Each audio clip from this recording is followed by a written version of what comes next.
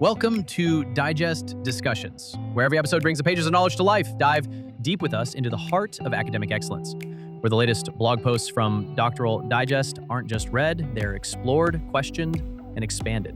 In this podcast, we peel back the layers of complex topics, offering doctoral candidates and scholarly enthusiasts a seat at our roundtable of innovation, where we guide new doctoral students and dissertation warriors through the often confusing world of academics. Today we're diving into something that I think every doctoral student struggles with at some point: academic goal setting. And I have to say, when I first read this piece, I was struck by that opening image. Stepping into your first graduate class with equal parts excitement and trepidation. It really captures that universal feeling, doesn't it? Absolutely. And what I love about this article is how it immediately gets to the heart of the matter. How do you keep that initial drive going? Because let's be honest, we've all seen brilliant students who start strong but then kind of fizzle out. The author really understands that goal setting isn't just about making a list and checking boxes. And they introduce this concept that I think is absolutely crucial, that your goals need to reflect your unique interests, strengths, and career aspirations. Too often, I see students trying to fit themselves into someone else's mold. Or worse, trying to meet what they think their advisor wants rather than what actually drives them. That's such an important point. The article emphasizes understanding your personal academic objectives first. I remember when I was working with a student last year who was completely burned out, and when we dug deeper, she realized she had been pursuing research that looked impressive on paper, but didn't actually excite her at all. Once she reconnected with what genuinely interested her, everything changed. It's fascinating how that works, isn't it? The piece mentions asking yourself what excites you. Is it research, teaching, or a specific field? That self-reflection piece is so often skipped in the rush to just start producing. But here's what I find interesting. They also stress that personal goals must align with program requirements. How do you balance that authenticity with the very real constraints of academic programs? That's the million-dollar question. I think the key is in what they call creating synergy. It's not about abandoning your personal vision, but rather finding where your authentic interests intersect with your program structure. The article suggests reviewing your curriculum and identifying key milestones, then adjusting your personal goals to fit within those frameworks. It's like, imagine you're a jazz musician who has to play in a symphony orchestra. You don't abandon your jazz sensibilities, but you find ways to bring that creativity within the classical structure. I love that analogy. And speaking of structure, they introduce the SMART framework: specific, measurable, achievable, relevant, and time-bound. Now, I know some people roll their eyes at SMART goals because they seem so corporate. But there's real wisdom here for academics, isn't there? Oh, absolutely. I think the resistance comes from this idea that creativity can't be measured or that setting rigid goals might stifle innovation. But what the SMART framework really does is provide scaffolding for your creativity. When they talk about well-defined goals having clarity, focus, and flexibility, that flexibility piece is crucial. It's not about creating a rigid prison for yourself. Right, and that brings us to one of my favourite sections: crafting achievable milestones. The article uses this wonderful metaphor about milestones being like signposts along your path. They help you navigate the twists and turns.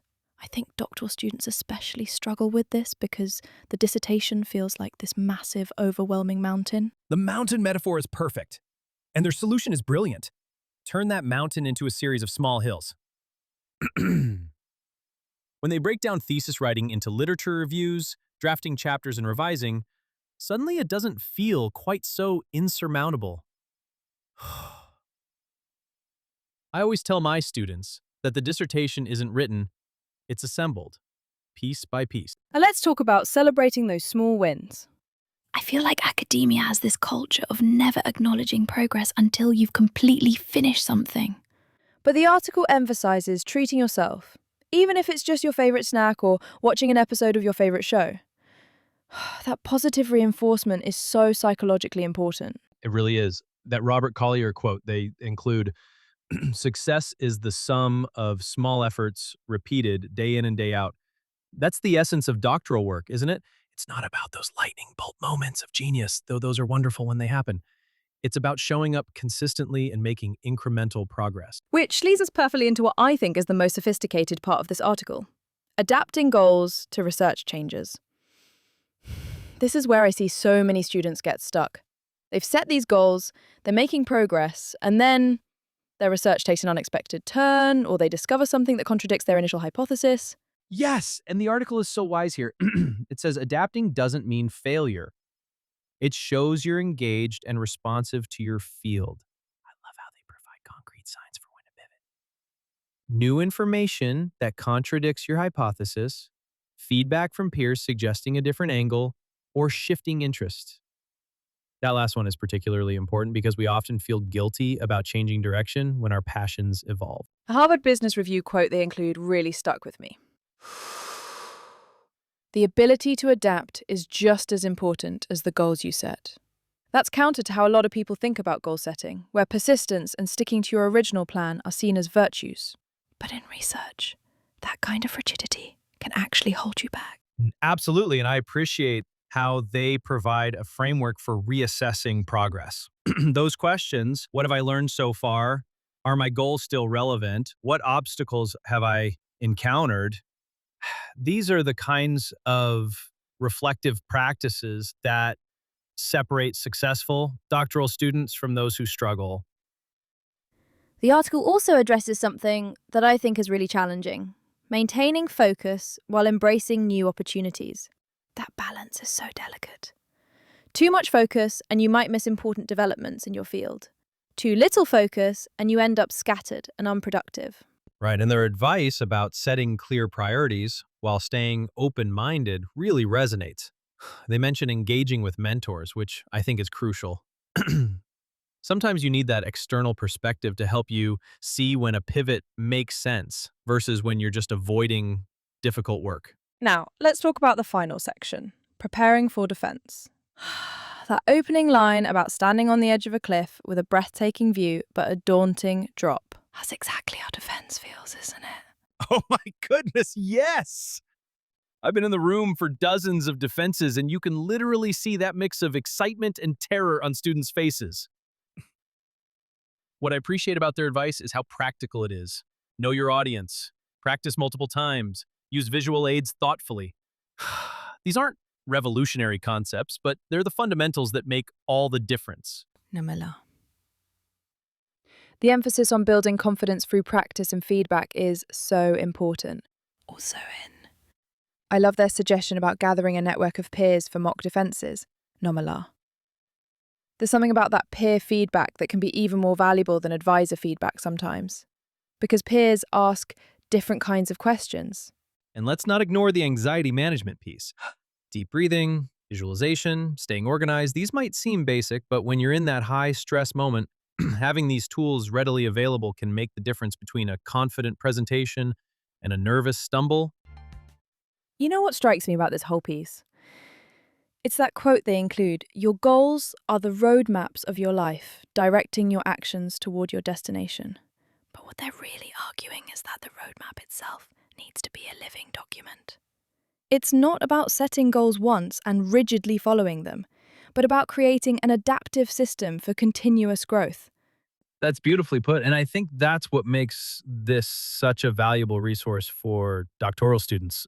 It acknowledges the reality of academic work, that it's messy, nonlinear, and full of unexpected discoveries. The goal isn't to eliminate that messiness, but to develop the skills to navigate it effectively. What I also appreciate is how the article doesn't promise easy solutions. They acknowledge that everyone's journey is unique, and that what works for one person might not work for another. That's refreshing in a world full of one-size-fits-all productivity advice. Exactly. And the integration of emotional and practical considerations throughout the piece shows a real understanding of what doctoral students actually experience. From that initial excitement and trepidation to the final countdown before defense, they're mapping the emotional journey alongside the practical one. Before we wrap up, I want to highlight something that I think often gets overlooked: the article's emphasis on celebrating achievements. Academic culture can be so focused on what's next, what's missing, what needs improvement, that we forget to acknowledge what we've accomplished. Those milestones you achieve really are a testament to your hard work.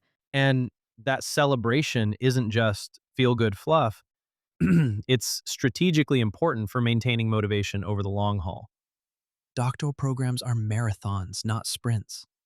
And you need ways to sustain energy and enthusiasm across multiple years. Looking at this holistically, what emerges is really a philosophy of adaptive excellence. It's about being simultaneously ambitious and flexible, structured and creative, independent and collaborative.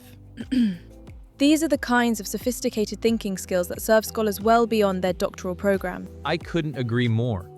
Whether someone is just starting their doctoral journey or preparing for defense, this framework of adaptable goal setting provides a foundation for not just surviving, but thriving in academic environments.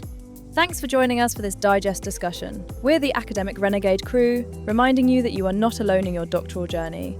Join us for every episode as we break down the Doctoral Digest's most compelling content, bringing expert commentary, critical analysis, and a touch of scholarly camaraderie right to your ears. This isn't just another academic podcast. It's a community, an idea incubator, and your weekly dose of scholarly innovation all rolled into one. Tune in to digest discussions and transform the way you engage with academic literature. Let's start the conversation today.